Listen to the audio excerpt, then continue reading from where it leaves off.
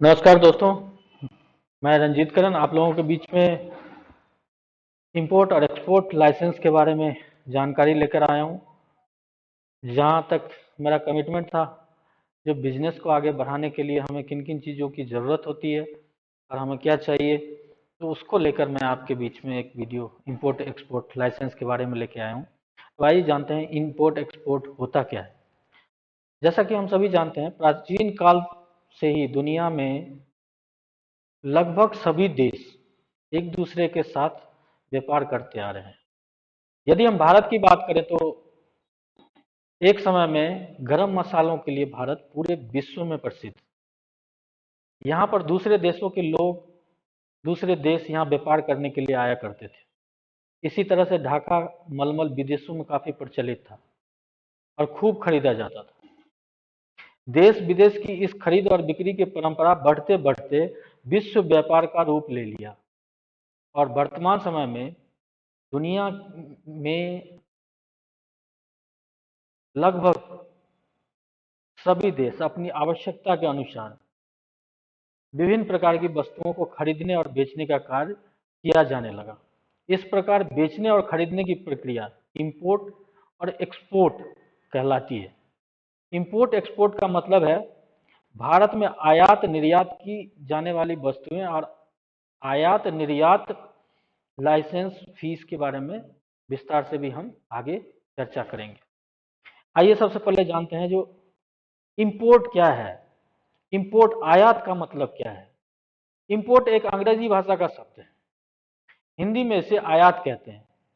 दरअसल भारत में किसी अन्य या बाहरी देश से किसी प्रकार की वस्तुओं को खरीदना आयात कहलाता है। दूसरे शब्दों में किसी वस्तु को दूसरी जगह से मंगवाने की प्रक्रिया को आयात अर्थात इंपोर्ट कहा जाता है। सीमा शुल्क अधिनियम 1962 के अनुसार इंपोर्ट का मतलब किसी अन्य देश से वस्तुओं को भारत में लाना होता है, खरीदारी के द्वारा भारत में लाना होता है। विश्व के लगभग देश एक दूसरे या तो कुछ खरीदता है या उस देश को कुछ वस्तु बेचता है। दरअसल कई बार देश में कुछ वस्तुओं की कमी हो जाती है अथवा उसका उत्पादन उचित मात्रा में न होने के कारण दूसरे देशों से खरीदनी पड़ती है। अतः इस प्रकार की सभी क्रियाएं जिसके माध्यम से हम दूसरे देशों से कच्चा माल, वस्तुएं या अन्य किसी भी तरह का सामान के लिए धन देकर प्राप्त करते हैं, इंपोर्ट या आयात कहलाता है। तो दोस्तों, जैसा कि हमने आपको डिफिनीशन दिया, जो आयात क्या है, आयात के बारे में हमने आपको विस्तार से बताया। अब हम बात करते हैं निर्यात के बारे में। तो निर्यात के बारे में, एक्सपोर्ट को हिंदी भाषा में निर्यात कहते हैं। निर्यात का मतलब यदि हम किसी वस्तु को भारत से दुनिया के किसी भी देश में बिक्री करते हैं या बेचते हैं तो इस प्रक्रिया निर्यात करना कहलाती है। दूसरे शब्दों में एक देश से दूसरे देशों में माल भेजने की क्रिया निर्यात कहलाती है। यदि देश में किसी वस्तु का उत्पादन अधिक मात्रा में होता है या देश में किसी वस्तु को अधिकता हो जाती है तो ऐसी स्थिति में उस वस्तु का एक्सपोर्ट या निर्यात किया जाता है, जिससे उस देश को आर्थिक लाभ होता है। वर्तमान समय में इंपोर्ट और एक्सपोर्ट का व्यवसाय बहुत अधिक चलन में है। इस व्यवसाय में अच्छी आमदनी के साथ ही दुनिया के कई देशों में घूमने का अवसर प्राप्त होता है, जो अपने व्यापक निर्यात के कारण दुनिया में एक आर्थिक महाशक्ति बनकर उभर रहा है। तकनीक के मामले में इलेक्ट्रॉनिक्स वस्तुओं से लेकर लगभग सभी क्षेत्रों में चीन के प्रोडक्ट का दबदबा है। भारत में आयात निर्यात की जाने वाली वस्तुएं मीडिया के प्राप्त आंकड़ों के अनुसार नवंबर 2019 में भारत के कुल निर्यात का मूल्य 357.87 बिलियन अमेरिकी डॉलर था, जबकि वित्तीय वर्ष 2019-20 में चीन को भारतीय निर्यात 16.6 बिलियन डॉलर का था। आपको बता दें कि हिंदुस्तान अपने निर्यात का सबसे बड़ा भाग अमेरिका को भेजता है, जो कि भारत के कुल निर्यात का 55.88% है। वही दूसरी ओर भारत सबसे अधिक वस्तुएं चीन से निर्यात करता है, वर्तमान समय में इंडियन इकोनॉमी नॉमिनल जीडीपी के अनुसार दुनिया की 5वीं सबसे बड़ी अर्थव्यवस्था बन गई है। इसके साथ ही इंडियन गवर्नमेंट ने वर्ष 2024-25 तक इंडियन इकोनॉमी को $5 ट्रिलियन तक पहुंचाने का लक्ष्य निर्धारित किया है। भारत किस देश से सबसे अधिक वस्तुएं प्राप्त करता है, निर्यात करता है, और ये निर्यात कैसे होता है, इसके बारे में हम विस्तार से बात करेंगे। सबसे पहले हम आपको बताते हैं जो इंपोर्ट एक्सपोर्ट लाइसेंस क्या होता है। आयात निर्यात कोड विदेश व्यापार निदेशालय, जिसको हम डीजीएफटी कहते हैं, इसके द्वारा दिया गया लाइसेंस कहलाता है, जिसको हम कहते हैं licence granted by director general of foreign trade, DGFT. एक आयात निर्यात कोड, जिसे आईईसी के रूप में भी जाना जाता है, भारत से माल आयात करने या निर्यात करने वाले व्यक्तियों या व्यवसायों को आवंटित कोड है। यह एक 10 अंकीय संख्या है जो वाणिज्य मंत्रालय के डीजीएफटी द्वारा जारी किया जाता है। आइए जानते हैं आईईसी की विशेषताएं और लाभ क्या है। Features and benefits of IEC. यह इस विषय का प्राथमिक प्रमाण है कि एक फर्म आयात या निर्यात तक है। आईईसी प्राप्त किए बिना आयात या निर्यात नहीं किया जा सकता। एक मालिक अपने व्यवसाय को पंजीकृत किए बिना भी आईईसी प्राप्त कर सकता है। एक बार जारी करने के बाद एक आईईसी जीवन भर के लिए होता है। इसका मतलब है कि इससे किसी नवीनीकरण की आवश्यकता नहीं होती है। जैसा कि बार बार आप जो आईईसी कोड है उसको रिन्यू करवाने की जरूरत नहीं पड़ता है। ये लाइफ टाइम के लिए आपको मिलता है, जिससे कि आप विदेशों में व्यापार कर सकते हैं। ये व्यक्तिगत या सरकारी उद्देश्यों के लिए माल के आयात या निर्यात के लिए अनिवार्य नहीं है। सामान आयात या निर्यात करते समय एक आईईसी को उल्लेख करना अनिवार्य है। आईईसी व्यवसाय से संबंध में विदेशी बैंक से लेन देन करने के लिए अनिवार्य माना जाता है। यह आयात या निर्यात की सभी शाखाओं के लिए मान्य है। अब हम बात करते हैं जो कौन आवेदन कर सकता है, हु कैन अप्लाई। माल के आयात और निर्यात में काम करने वाले प्रोपराइटर, साझेदार, जिसको हम पार्टनरशिप फर्म बोलते हैं, या निजी कंपनी, प्राइवेट कंपनियों को अनिवार्य रूप से आयात निर्यात कोड लेना होता है। इसके लिए व्यवसाय स्थापित करना आवश्यक नहीं है। अगर आपने कंपनी रजिस्टर्ड करवा रखी है, फिर उसके बाद आप आईईसी के लिए एलिजिबल हो जाते हैं और आप उसके लिए अप्लाई कर सकते हैं। सभी विक्रेताओं को अपने व्यवसाय के आकार के बावजूद आईईसी नंबर के लिए पंजीकृत करने की आवश्यकता है। आईईसी कोड क्यों आवश्यक है? आयात निर्यात कोड संख्या भारत में निर्यातक आयातक के रूप में एक फर्म का प्रमाण है। आईईसी कोड को डीजीएफटी सीमा शुल्क आदि से उसके निर्यात आयात पर विभिन्न लाभ प्राप्त करने के लिए व्यापार के प्रमाण के रूप में सरकारी अधिकारियों के सामने प्रस्तुत करना होता है।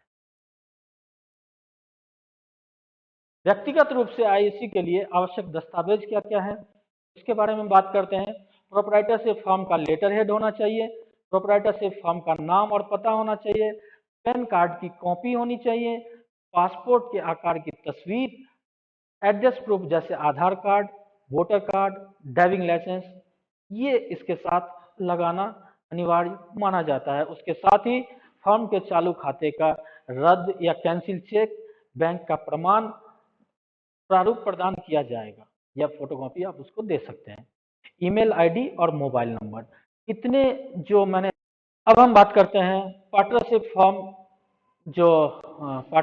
फॉर्म डॉक्यूमेंट्स है, उसके जरूरी कागजात क्या क्या है जिससे आप आईईसी अप्लाई कर सकते हैं।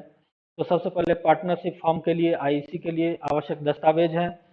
सहयोगी फोटो का प्रबंध करना, जिसमें मैनेजिंग पार्टनर्स फोटो, सभी पार्टनर्स के एड्रेस प्रूफ और पैन कार्ड, साझेदारी विलेख की प्रति, पार्टनरशिप फॉर्म का लेटर हेड, साझेदारी फॉर्म का नाम, पता, शाखा का पता यदि कोई हो, और मोबाइल नंबर और ईमेल आईडी, फॉर्म के पैन कार्ड की कॉपी, फॉर्म के चालू खाते का कैंसिल चेक, बैंक का प्रमाण, ये 7 डॉक्यूमेंट जमा करना आपके लिए अनिवार्य है अगर आपको इंपोर्ट एक्सपोर्ट कोड लेना है तो। अब हम बात करते हैं कंपनी के आईसी के आवश्यक दस्तावेज के लिए।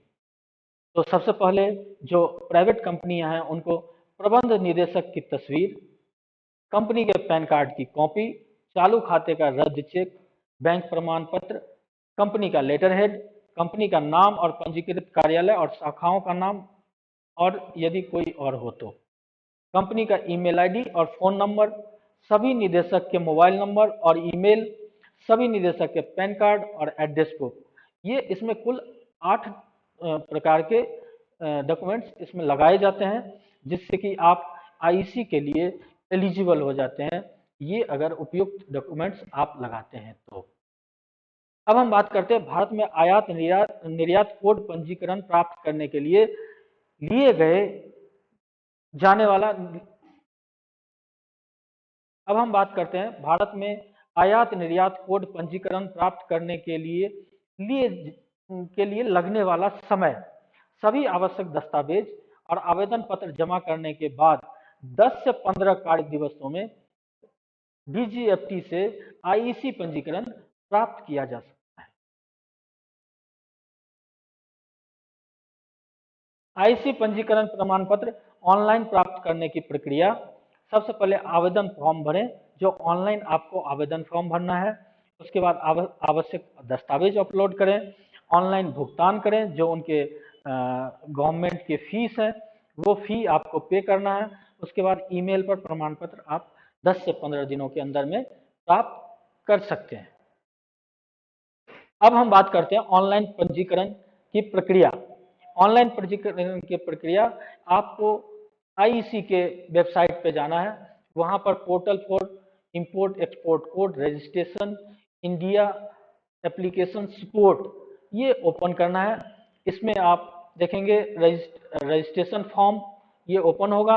ये रजिस्ट्रेशन फॉर्म में सबसे पहले आपको संगठन का प्रकार डालना है, जो आपकी किस प्रकार की फॉर्म है, आपका प्रोप्राइटरशिप में है या पार्टनरशिप में है या प्राइवेट लिमिटेड कंपनी है, वो प्रकार डालना है। उसके बाद उसके पैन कार्ड डालने हैं, पैन कार्ड के अनुसार इकाई का नाम डालना है, जो पैन कार्ड पे जो नाम लिखे हुए हैं।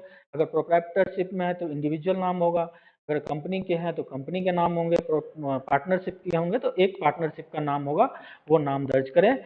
उसके बाद पैन कार्ड के अनुसार जन्म तिथि की तारीख दर्ज करें, कंपनी का नाम दर्ज करें। उसके बाद आ जाता है इकाई का पता, जिसमें इकाई के पते में पूरा डिटेल एड्रेस डालना है, जिसमें कि state, district, pin code, cities, ये सब सारे आपको सेलेक्ट करके उसमें डालना है। उसके बाद डालना है खाता का नाम, खाता के बैंक का नाम, बैंक के ब्रांचेस का नाम, आईएफएससी कोड इत्यादि इसमें आप फीड कर सकते हैं। उसके बाद है जब भी प्रोप्राइटर डायरेक्टर के फॉर्म है तो उसमें किस प्रकार से डालने हैं, ये सारी डिटेल मैं आपको बता रहा हूँ, जिसमें कि पैन कार्ड के अनुसार नाम, PAN card number, date of birth, father's name, ये डायरेक्टर और प्रोप्राइटर या पार्टनर या जो भी उसका मैनेजिंग ट्रस्टी है उसके डिटेल आपको इसमें डालने हैं। इसमें पता भी डालना है, और उसके बाद मोबाइल नंबर भी डालना है, ईमेल आईडी भी डालना है, आधार नंबर भी आप इसमें फीड करेंगे। इस तरह से आप इसको फीड करने के बाद जो डॉक्यूमेंट्स हमने पहले बताए हैं वो डॉक्यूमेंट्स इसमें अपलोड करना है, सबमिट एंड अप्लाई करना है। ये करने के बाद आप जब फीस पेमेंट कर देते हैं तो आपका ये बनके तैयार हो जाता है। तो एक छोटा सा जानकारी आपके बीच में लेके आया था। धन्यवाद, नमस्कार।